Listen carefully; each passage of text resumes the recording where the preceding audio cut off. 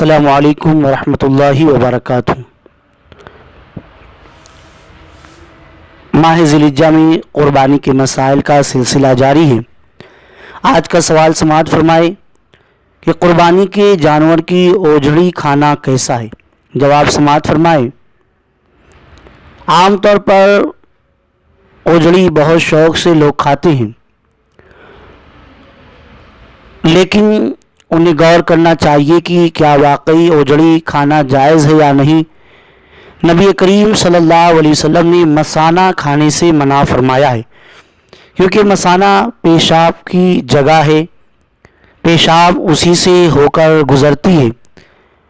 اسی بنا پر فقہاء نے فرمایا اوجھڑی گوبر کی جگہ ہے، گوبر کھانا حرام اور اس کا محل اوجھڑی کھانا قریب حرام اور گناہ میں حرام کے برابر ہے۔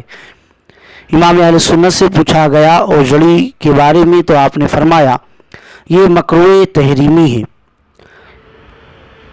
اور امام اہل سنت نے اوجھڑی کو ممنوع اجزاء میں شمار کیا ہے، یعنی مسلسل گندگی سے ملے رہنے کی وجہ سے علماء کرام نے اسے مکروہ تحریمی قریب حرام قرار دیا ہے۔